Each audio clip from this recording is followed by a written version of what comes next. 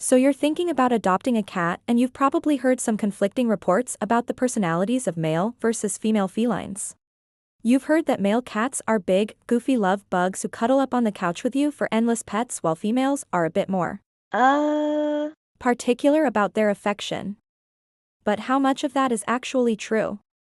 Are male cats really more affectionate than female cats? In this video, we'll break down the common myths and help you see what really matters when you're deciding between a male or female kitty. The affection myth, cuddle bugs or independent queens. Let's tackle the biggest stereotype right away. Are male cats really more affectionate? A lot of owners, even some vets, will tell you that boys are often more reliably social and cuddly. They might be the type to shadow you around the house and hop into your lap the second you sit down. On the other hand, female cats are often painted as more independent or aloof. But independent definitely doesn't mean unloving. Females tend to be more selective with their affection. You have to earn it. Once you do, you'll find that they often form incredibly deep, loyal bonds. Many have a quiet, nurturing presence and will choose to stay close by when you're sick or feeling down. But here's the bottom line. There's no scientific rule that says one gender is more loving. How a cat was socialized as a kitten plays a much bigger role in how cuddly it will be. Playtime and energy, a battle of wits. What about playtime?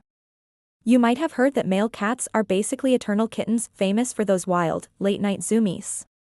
And that females are more calculated, strategic hunters. The reality, science hasn't found any real proof that playfulness is tied to gender. A cat's energy level has far more to do with its individual personality, breed, and age than its sex. Some cats are rambunctious acrobats, others are thoughtful puzzle solvers, and some would rather just watch from the couch, and that goes for both boys and girls. The territory truth, spraying, roaming, and aggression. Okay, now for the stuff that can really worry a new owner. Let's talk territory. An unneutered male cat is driven by testosterone, which gives him a powerful instinct to mark his turf by spraying strong-smelling urine. It also fuels his urge to roam, sometimes for miles, looking for a mate, which often leads to fights. Do females spray? Yes, but it's far less common and is usually a sign of stress, not a territorial declaration. Unspayed females do have their own hormone-driven behavior, though they can yell nonstop and try to escape the house whenever they're in heat. The single biggest factor, spaying and neutering.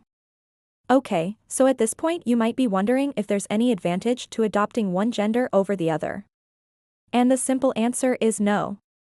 In fact, there's one factor that overshadows all the rest, spaying and neutering. If you want to reduce those problem behaviors we talked about, like spraying and roaming, neutering a male cat is the way to go. In most cases, neutering dramatically reduces a male cat's desire to spray and roam, and it significantly dials down aggression. Spaying a female cat ends her heat cycles, along with all the loud yowling and frantic escape attempts that come with them. Once a cat is fixed, the behavioral differences between males and females become much less pronounced. Their hormones are no longer running the show, which allows their true personality, shaped by their unique genetics and life experiences, to finally shine through. So what's been your experience? Do you have a super cuddly male cat or a fiercely loyal female? Tell us your stories in the comments below. We love hearing about your feline friends and read every single one. Conclusion. So what should you choose? A boy or a girl?